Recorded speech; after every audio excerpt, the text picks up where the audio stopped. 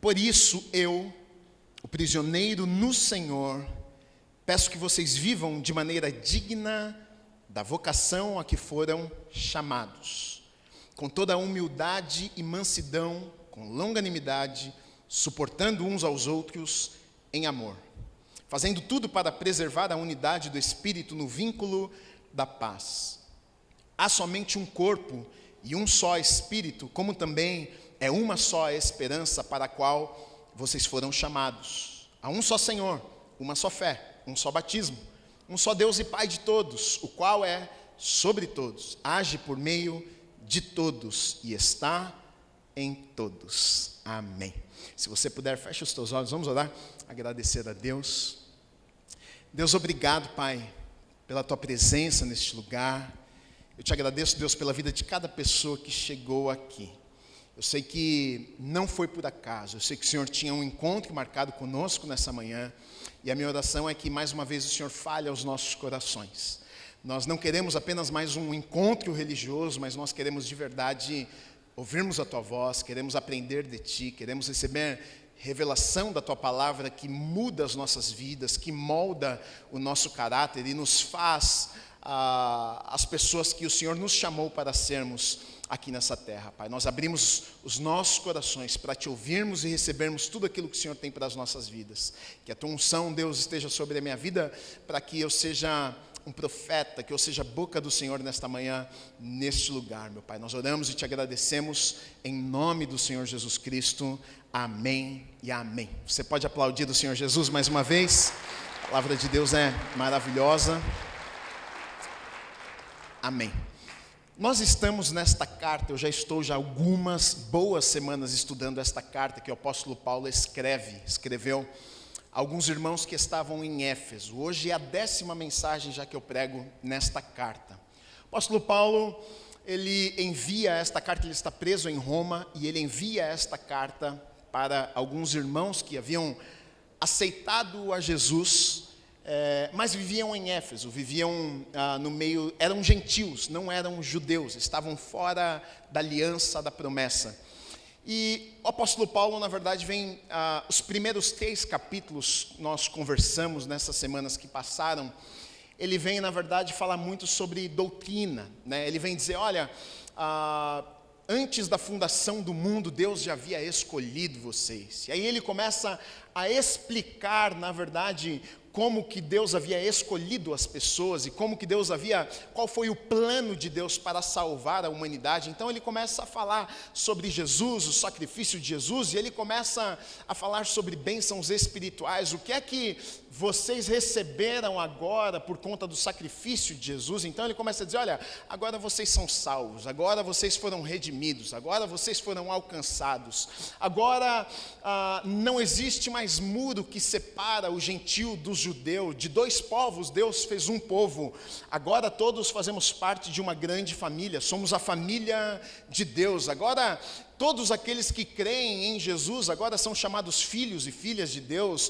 Se somos filhos e filhas de Deus, então somos irmãos um dos outros. Então, Paulo vem, ele é muita teologia, na verdade, nos primeiros 3 capítulos e doutrinas, e ele vem explicando estas coisas, até algumas vezes difíceis de entender para aqueles irmãos que estavam ali em Éfeso. E ele, no capítulo 4, aqui na verdade parece que ele muda um pouco o foco. Depois de explicar algumas coisas, depois de falar algumas coisas de difícil entendimento até, mas é como se Paulo estivesse numa escolinha com alguns estudantes, falando, deixa eu ensinar algumas coisas para vocês, como tudo isso aconteceu, como é que hoje vocês podem ser filhos e filhas, como é que vocês foram salvos. E ele explica nesses 3 primeiros capítulos, e aí então ele entra no 4º capítulo e ele muda um pouco a conversa, porque ele começa já no versículo 1 dizendo o seguinte, olha, por isso eu, prisioneiro do Senhor, peço, então ele faz um pedido agora àqueles irmãos. Antes ele explica algumas coisas e antes ele ora e pede a Deus que Deus concedesse àqueles irmãos algumas coisas, alguns dons, e que Deus abençoasse aqueles irmãos, mas agora ele mesmo faz um pedido aqueles irmãos. Ele diz, eu peço que vocês vivam de maneira digna da vocação a que foram chamados. Então Paulo agora, depois de ter explicado algumas coisas para aqueles irmãos, ele faz um pedido àqueles irmãos, e o pedido de Paulo é: gente, a teologia é muito boa, as doutrinas são boas, mas na verdade de nada adianta tudo isso que eu estou falando, que eu estou conversando, que eu estou ensinando a vocês, se vocês não viverem estas coisas que eu estou ensinando para vocês. Então ele vai fazer um pedido, e o pedido de Paulo é: olha, que vocês vivam de maneira digna da vocação que vocês foram chamados. Ele tá falando agora com cristão, ele está falando com gente que antes não cria, antes não fazia parte da família, mas agora passou a crer no sacrifício, no preço que Jesus pagou, e por isso agora faz parte da família. Então ele está dizendo: olha, existe uma maneira que o cristão deve andar e viver sua vida. Talvez você diga: puxa, Gui, estou sentindo que hoje não vai vir coisa boa. Porque na verdade, essa aqui é uma tendência do ser humano. Geralmente nós queremos os benefícios, mas os deveres nós não gostamos muito. A gente gosta da parte boa, mas a parte que me custa alguma coisa, geralmente eu não gosto. Quando a conversa começa a caminhar para o lado de que eu preciso fazer alguma coisa, a gente muda o assunto, porque na verdade a gente quer fugir destas coisas. O apóstolo Paulo está dizendo: olha, que vocês vivam de certa maneira, que vocês vivam de maneira digna com o chamado de vocês, com o que vocês receberam, que vocês andem à altura daquilo que vocês foram chamados e que vocês receberam. Então, na verdade, o apóstolo Paulo está dizendo para aqueles irmãos e para nós também, que existe uma maneira do cristão viver sua vida. E ele vai depois falar como é que se vive um cristão. E muitas vezes a gente pensa que, até muito dessa onda de hoje em dia, né, de que Jesus pagou o preço por nós, e é verdade, e ele morreu pelos nossos pecados, e é verdade, e ele nos salvou, e é verdade. Não há nada que façamos para receber o perdão, mas foi o que ele fez por nós, verdade também. Só que muitas vezes a gente pensa que pelo fato de Jesus ter morrido por mim, pagou um preço por mim, eu não preciso fazer mais nada. Então agora, Gui, eu vou para o céu, porque ele morreu por mim, eu recebi a salvação. Então agora eu vou viver a minha vida do jeito que eu quero, eu vou tratar as pessoas do jeito que eu quero, eu vou me comportar do jeito que eu quero. Afinal, eu não vou para o céu dependendo do que eu faço ou que eu não faço, depende do que Jesus fez por mim. E muitas pessoas caem nesse engano e pensam que, então tá bom, então eu vou para o céu, eu vivo a minha vida da maneira que eu quero viver, mas está longe do que a palavra de Deus, do que a Bíblia nos ensina. Aqui Paulo está dizendo para aqueles irmãos o seguinte: olha, agora vocês foram aproximados de Deus, agora vocês foram ligados à família, agora vocês fazem parte, vocês são filhos e filhas de Deus, e agora vocês devem viver de maneira diferente também a vida de vocês. Agora vocês já não vivem mais a vida de vocês como vocês viviam até aqui. O comportamento do cristão deve ser diferente, a vida do cristão deve ser diferente, a maneira que o cristão fala deve ser diferente, a maneira que o cristão se comporta deve ser diferente. É mesmo, Gui, eu não sabia. Pois bem, se você, até mesmo apóstolo Paulo, em vários momentos nas cartas que ele escreve, não apenas aos Efésios, mas várias cartas, ele fala sobre isso. Aos Romanos ele fala sobre isso, o comportamento de um cristão, como é que se vive alguém que se diz cristão. Não sei se você sabe, mas cristão significa pequeno Cristo, pequenos cristos. Então, se você se diz cristão, você está dizendo: eu sou um pequeno Cristo. Será que as tuas atitudes, será que a tua vida condiz com o nome que você carrega? Será que o jeito que você vive a sua vida no dia a dia, no teu trabalho, nas tuas relações, o jeito que você trata os filhos, será que condiz com o nome que você carrega de cristão? Romanos 12, eu vou ler para vocês, eu abri até aqui na hora, no primeiro culto, vou ler de novo. Mas também 1 Tessalonicenses, depois se você quiser na tua casa, capítulo 4, Paulo fala muito sobre isso também, mas Romanos 12, eu vou ler para vocês.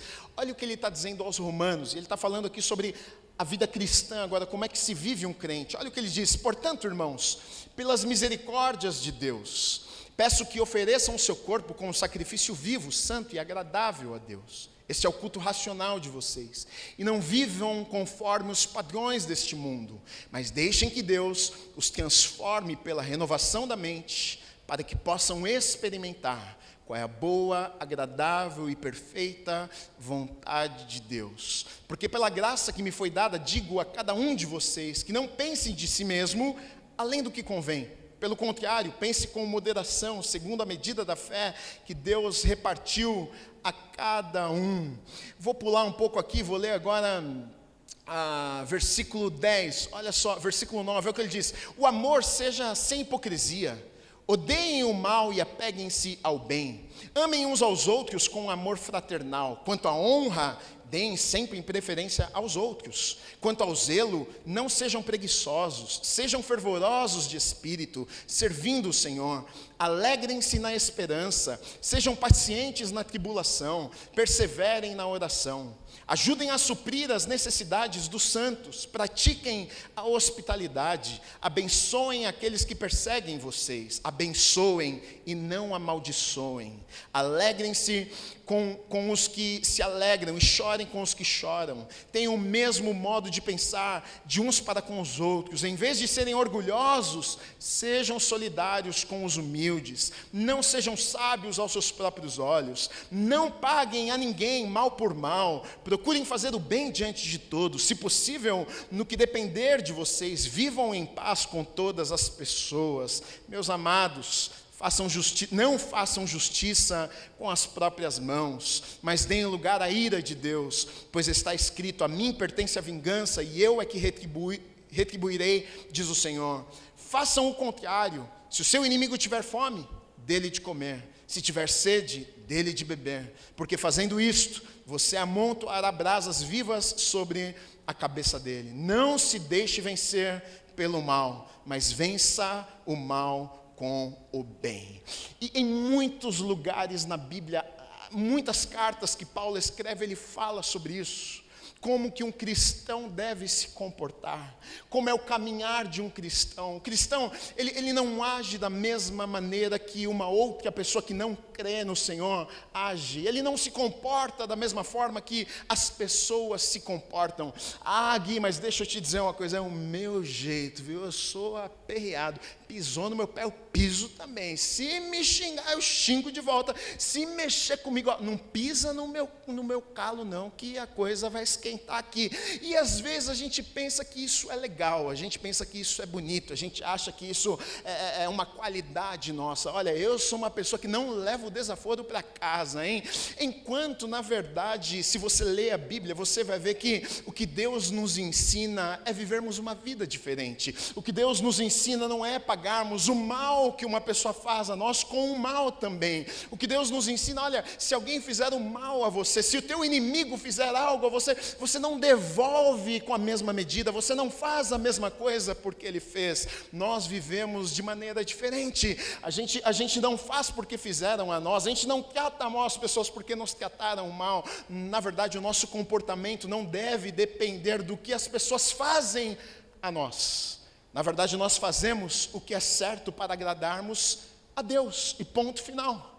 Alguém fazendo algo bom para mim ou não, antes de qualquer coisa, o desejo do meu coração, o que eu quero fazer é agradar a Deus. E o apóstolo Paulo, ele vem dizer que existe uma maneira de se viver. Ele vem dizer que, olha, agora que vocês são cristãos, que vocês servem a Deus, vivam, assumam essa responsabilidade. E, na verdade, se a gente for parar para pensar, muitas vezes a nossa vida está tão diferente dos padrões que a Bíblia estabelece. Sua vida está tão diferente, a gente age de maneiras tão diferentes de como a gente olha para a palavra e encontra alguns princípios e algumas verdades. A nossa conduta, o jeito que a gente trata as pessoas, às vezes é tão diferente de como Deus disse em sua palavra que nós deveríamos tratar as pessoas. Você quer um exemplo de como se viver sua vida? Olhe para Jesus. Veja como é que ele agia com as pessoas. Veja como é que ele respondia aos religiosos. Preste atenção como é que ele respondia aos pecadores. Preste atenção se ele fazia acepção de pessoas ou não. Se ele entrava na casa de pessoas que talvez eu não entraria, talvez você não entraria. Presta atenção com quem ele se assentava, quem ele parava para conversar, dá atenção com prostituta, pessoas que a sociedade não valorizava e não dava valor e não queria saber. Jesus, na verdade, com o seu comportamento, a maneira que ele fala, ele bagunça muitas vezes com a nossa cabeça, porque ele quebra os padrões. Na verdade, ele trata bem aquele que trata ele mal, ele trata com amor aquele que a princípio não merece ser tratado com amor. E o chamado do cristão, na verdade, é ser parecido com Jesus. Pequenos cristos é parecer com o nosso Senhor. Então talvez o que a gente precisa é olhar mais para Jesus. O que é que Jesus faria, como Jesus falaria, como ele agiria nessa situação. O apóstolo Paulo, nestes versículos aqui, ele vem chamar a igreja para a unidade, na verdade. Porque ele vai falar algumas coisas aqui, olha, por exemplo, no versículo 3, fazendo tudo para preservar a unidade do Espírito no vínculo da paz. Então ele começa dizendo, olha, vocês precisam andar de acordo com o título de vocês, hein? Vocês precisam viver uma vida diferente. E aí ele vai falar sobre unidade, vocês precisam lutar por isso aqui precisa ser um objetivo na vida de vocês, precisa ser um alvo na vida de vocês. E por que ele está falando sobre isso?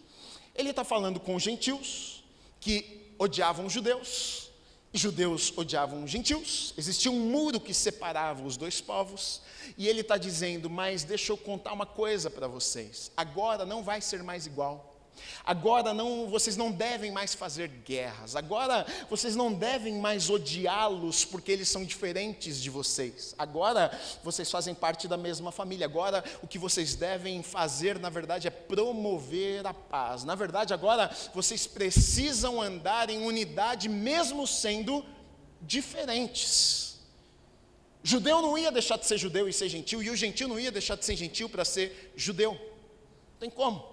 Mas o que ele está dizendo é o seguinte, a partir de agora, vocês podem, porque vocês fazem parte da mesma família. Tanto que ele vai dizer dos versículos 4 a 6, olha, há somente um corpo, um espírito, como também uma só esperança para a qual vocês foram chamados. Um só Senhor, uma só fé, um só batismo, um só Deus e Pai de todos, o qual sobre todos e age por meio de todos. Ou seja, ele está dizendo, é um Deus, é um espírito, é um batismo. Ou seja, está todo mundo no mesmo saco aqui, a gente faz parte da mesma família. Não adianta vocês quererem fazer guerra, porque mesmo sendo diferentes, agora eles são os nossos irmãos. E isso é igreja. Isso é igreja. Porque se você parar para pensar, a igreja é esse lugar onde pessoas se reúnem, com realidades diferentes, com passado diferente, a história é diferente, cultura diferente, famílias diferentes, realidades muito diferentes. A igreja era o lugar para dar o maior problema no mundo. Porque imagina um monte de gente reunida, cada um com seus problemas, e todo mundo se reúne no lugar, vamos reunir para brigar, porque eu não concordo com você, você não concorda comigo, eu acho isso, você acha aquilo, como é que a gente vai chegar num consenso aqui? E Paulo está dizendo exatamente isso, olha, que vocês se esforcem para promover, na verdade, a unidade. Unidade não é uniformidade, não significa que é todo mundo igualzinho, que todo mundo pensa igual, todo mundo acredita exatamente. Não é isso que ele está dizendo. Ele está dizendo, olha, mesmo que vocês sejam diferentes, mesmo que vocês pensem em algumas coisas diferentes, vocês podem estar unidos, afinal servem o mesmo Deus, afinal é o mesmo Espírito que habita em vocês, afinal fazemos parte da mesma família. Parece uma missão difícil. Viver em unidade com algumas pessoas, às vezes é meio complicado. E o apóstolo Paulo vem dar alguns segredos, na verdade. Ele vem dizer como é que a gente faz para viver assim. Viver bem, viver em paz, em unidade, com pessoas que são diferentes de nós, que pensam diferente da gente. Eu acho que essa mensagem é muito boa, ainda mais nesse tempo que a gente está vivendo de política e de confusão, e o povo da igreja brigando na internet um com o outro, e bravo um com o outro. E ele diz o seguinte, olha, versículo 2, como é que vocês vão conseguir fazer esse negócio? Ele diz, com toda humildade e mansidão, com longanimidade, suportando uns aos outros em amor. Fala 4 coisas aqui.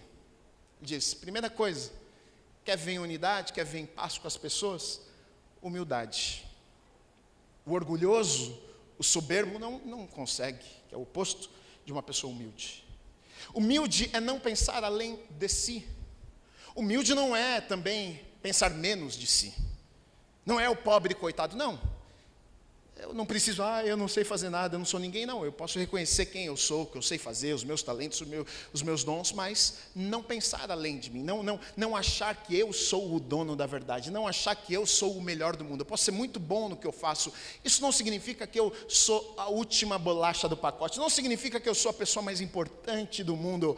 Uma pessoa humilde é uma pessoa que entende que ela pode aprender com outras pessoas, ela entende que nem tudo eu sei nessa vida.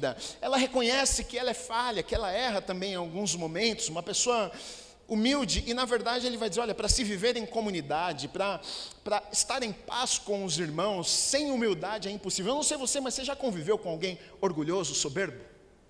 Primeiro que nem dá para conversar com uma pessoa orgulhosa, porque não tem conversa, não tem diálogo, né? Porque você fala alguma coisa, ela sempre sabe tudo, ela já foi em todos os lugares, ela conhece tudo, ela conhece todo mundo. É irritante. Você fala, então fica você com você mesmo, porque você é maravilhoso. Você sente que você não pode contribuir nada na vida da pessoa, que tudo que você fala ela já sabe, ela já conhece, ela já foi, ela já visitou, ela já conhece. O fulano está, meu primo é amigo dele. O Barack Obama, não, minha tia uma vez foi, aí conta a história e fala, não é possível uma coisa dessa. Agora, como é que se vive em paz? A primeira coisa ele diz, humildade. Uma pessoa que reconhece, olha, eu posso aprender com uma outra pessoa, eu não sei todas as coisas. Nós estamos num processo de crescimento e de amadurecimento. Na verdade, olha só, Provérbios 16, 18 vai dizer o seguinte, antes da ruína vem a soberba, e o espírito orgulhoso precede a queda. O contrário da humildade, então o soberbo, orgulhoso, está atraindo para si destruição em sua vida, procede a queda e a ruína. Agora, Filipenses 2:3, olha o que diz, não façam nada por interesse pessoal ou vaidade, mas por humildade, cada um considerando os outros superiores a si mesmo. Como é que seria se tratássemos as pessoas desse jeito? Como é que seria se fôssemos humildes o suficiente para reconhecermos os nossos erros, as nossas falhas, para reconhecermos que nem sempre sabemos e podemos aprender com outras pessoas? Talvez seria muito diferente, talvez a gente evitaria tantos problemas. Segunda coisa que ele diz, mansidão. E aí, aqui talvez algumas pessoas pensam que mansidão está ligado com bobão. Aí pensa, manso, bonzinho, no mundo que a gente vive não pode ser bonzinho não, senão as pessoas passam por cima de ser muito manso. Você tem que chegar e colocar respeito, porque senão ninguém respeita. Lá no trabalho vão passar por cima. As pessoas confundem, acham que mansidão é ser bobo na vida, e não tem nada a ver uma coisa com outra. Mansidão, na verdade, é um espírito dócil, é ser uma pessoa, é não revidar na mesma medida do que a pessoa fez com você. Ou seja, ele me tratou mal, mas eu sou manso, eu não revido, eu não faço a mesma coisa que ele fez para mim. Ele me passou, ele me xingou, eu não faço a mesma coisa. Eu sou manso, eu não ajo da mesma forma que as pessoas agem comigo. Jesus era manso. Olha que 1 Pedro diz, capítulo 2, versículo 23. Pois ele, Jesus aqui, quando insultado, não revidava com insultos. Quando maltratado, não fazia ameaças, mas se entregava àquele que julga retamente. Gui, mexeu comigo, a coisa fica feia, hein? Enquanto nós olhamos para Jesus, Jesus foi maltratado. Jesus sendo o Filho de Deus. Pensa se você estivesse no lugar de Jesus. Eu acho que muitos de nós falaríamos uma frase que muita gente gosta de falar, e dá até um prazer quando você fala, né? Você sabe com quem você está falando?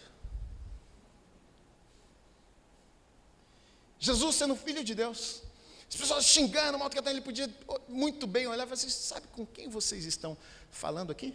Messias, o Filho de Deus, eu vou mandar fogo cair na cabeça de todo mundo, queimar todo mundo agora aqui. Ele podia, mas ele não fez.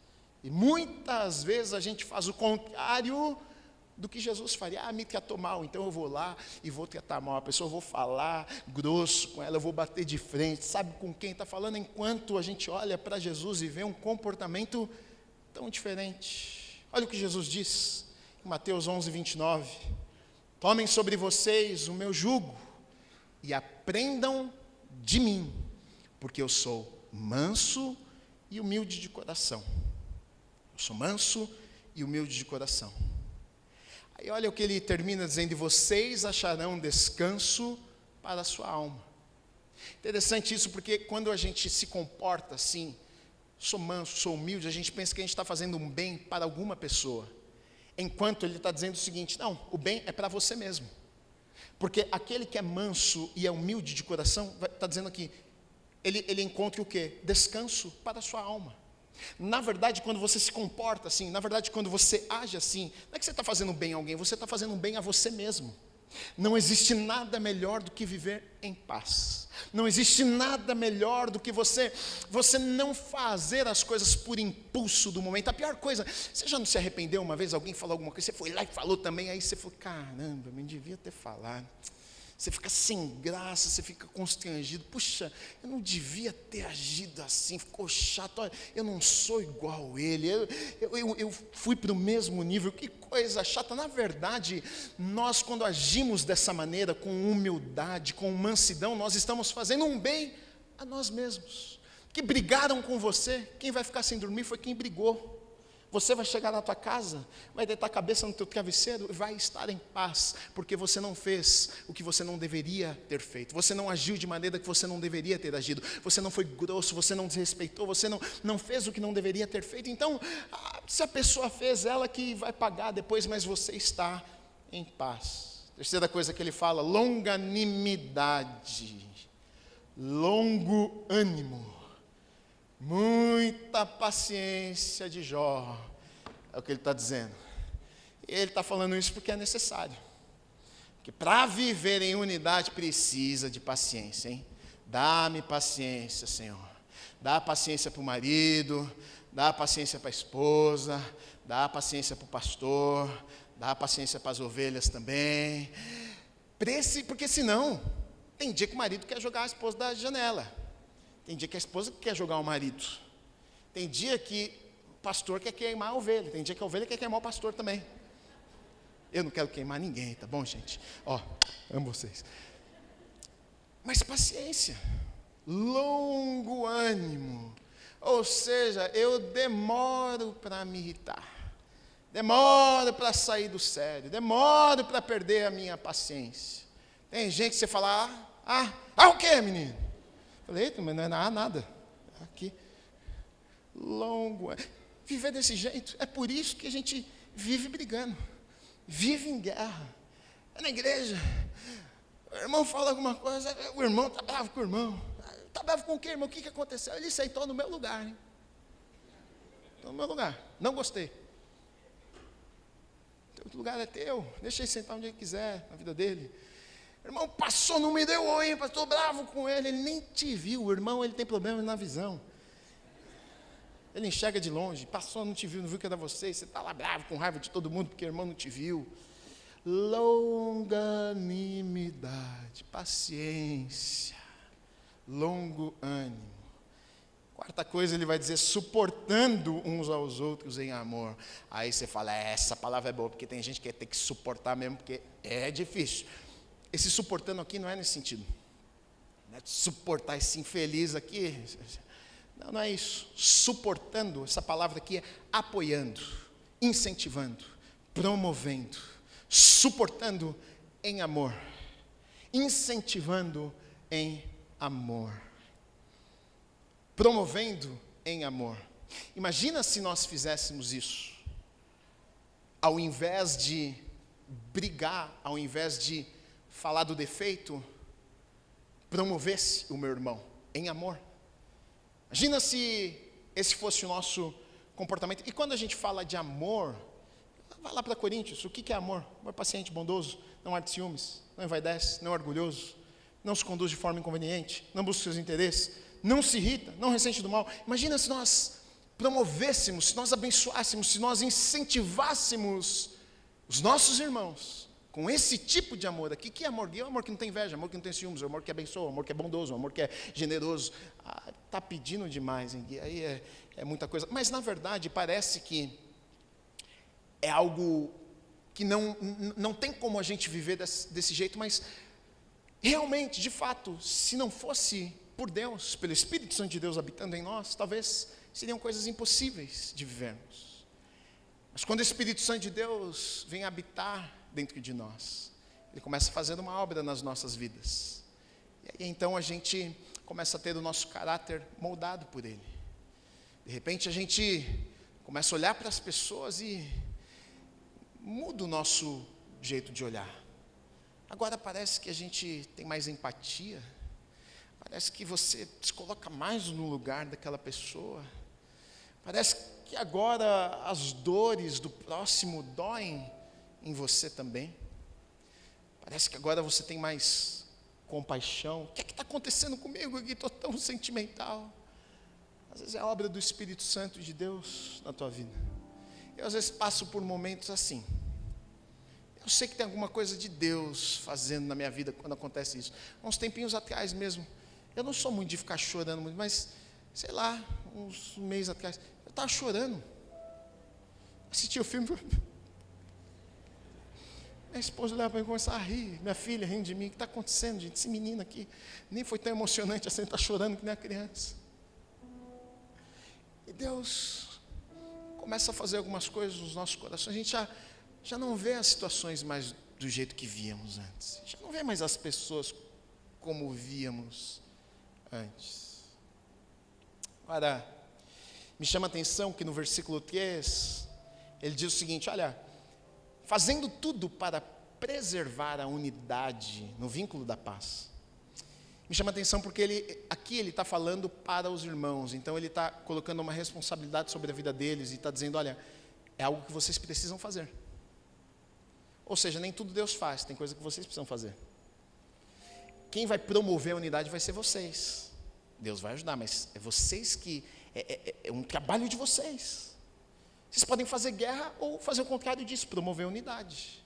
Então façam isso com força. Ele diz, olha, façam de tudo para promover a unidade do Espírito, do vínculo da paz. Façam de tudo que vocês puderem para estar em paz, para viverem em paz com os irmãos. Aí eu quero ler mais alguns versículos com vocês, para a gente concluir.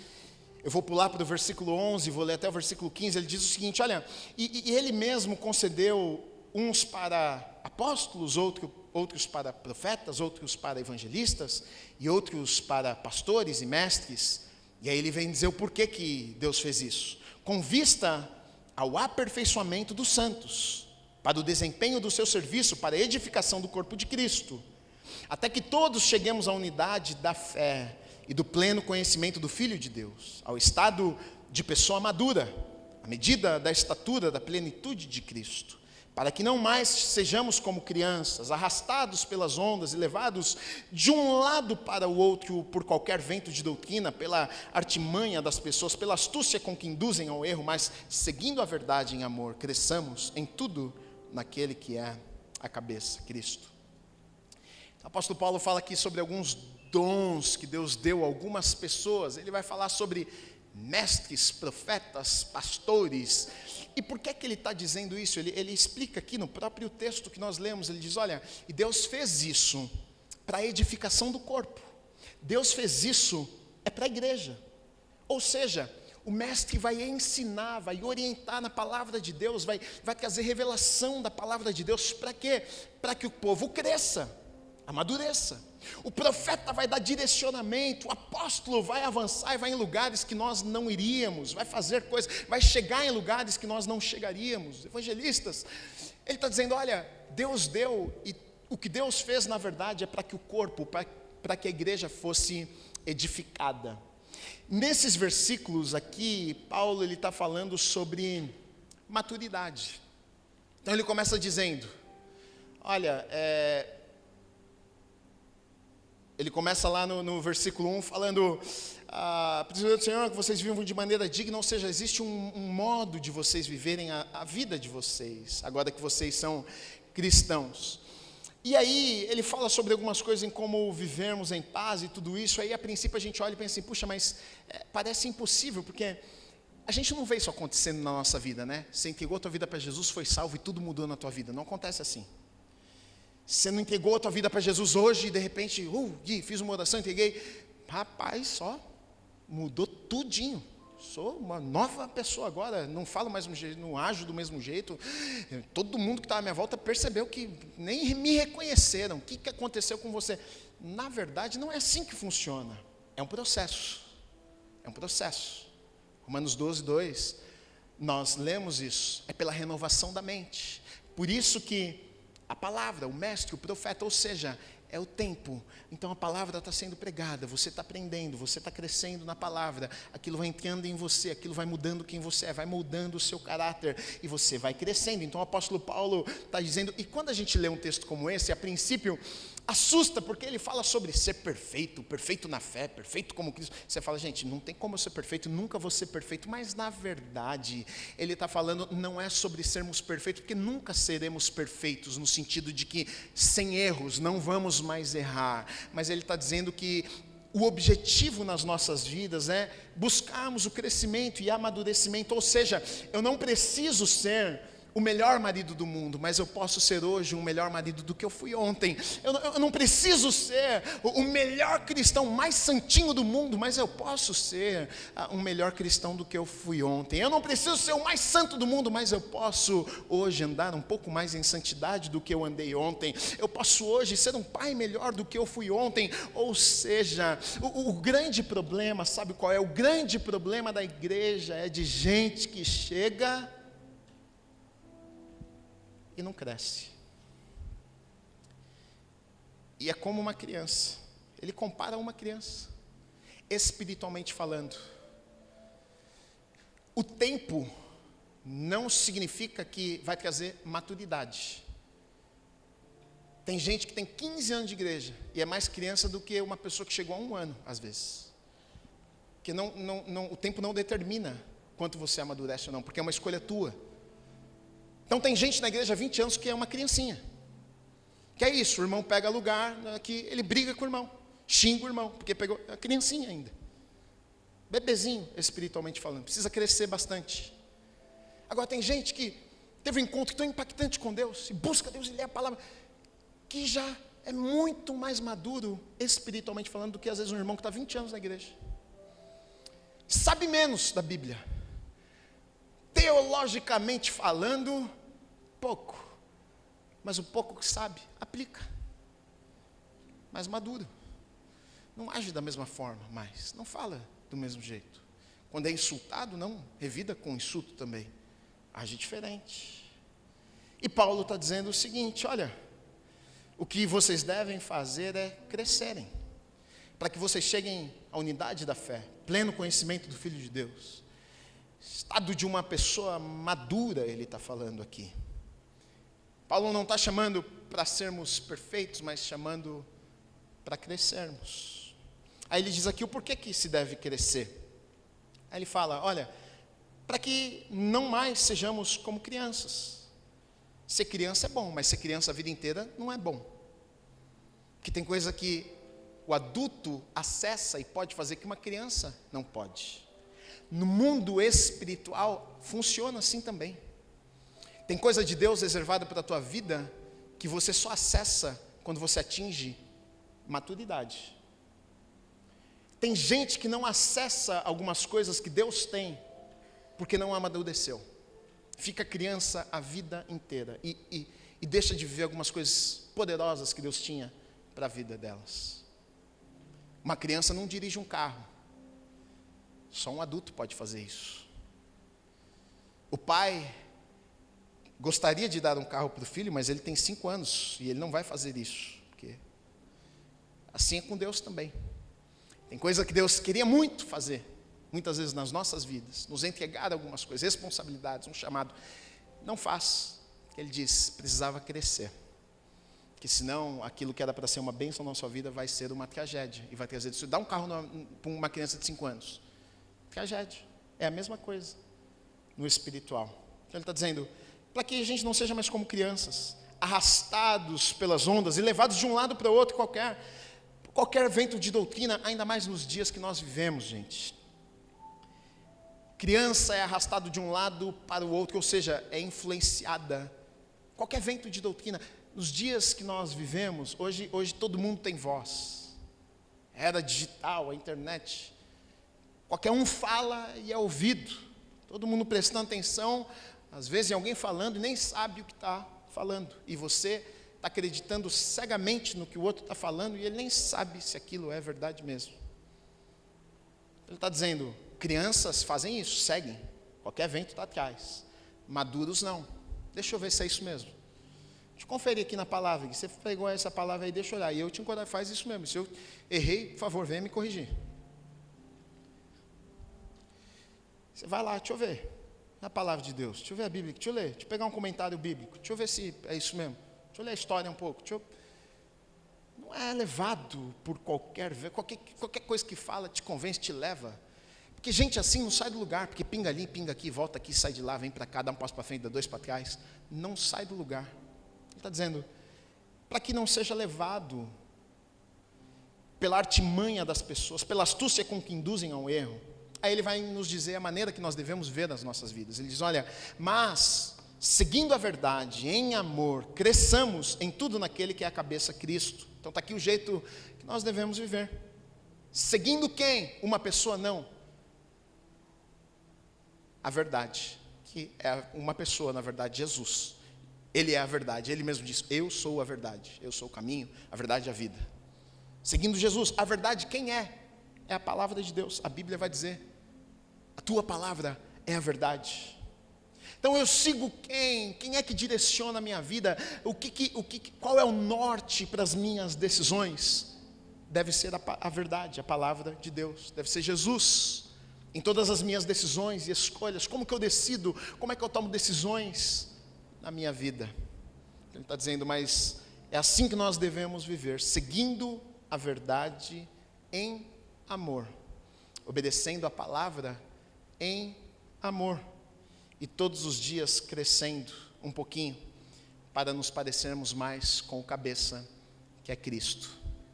Isso aqui é um chamado, não foi para aqueles irmãos de Éfeso apenas, mas esse é um chamado para mim, esse é um chamado para você, esse é um chamado de Deus para as nossas vidas. Qual é, Gui? Que a gente cresça todos os dias um pouquinho, para que a gente fique cada dia mais parecidos com o cabeça que é Cristo, o nosso Jesus. Como é que seria? Como é que o mundo seria se as pessoas que se assentam num banco de uma igreja se parecessem com Jesus? Como é que seria o mundo? Como é que seria lá na tua empresa? Como é que seria na tua casa?